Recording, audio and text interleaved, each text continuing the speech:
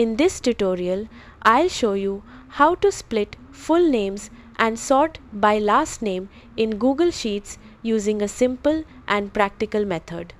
First, understand this. When full names are in one column, Google Sheets can't sort properly by last name. You need to split them into separate columns first. Now, if you want to split names and sort them, here's what to do.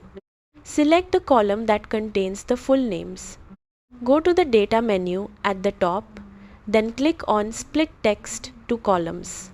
Choose Space as the separator and your names will automatically split into first and last names.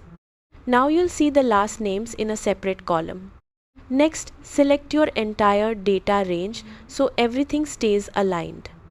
Go to the Data menu again and click Create a Filter. Click the filter icon on the last name column, then choose Sort A to Z. Your list will now be sorted based on last names. That's it. Splitting names and sorting by last name in Google Sheets helps you organize lists clearly and makes your data much easier to manage.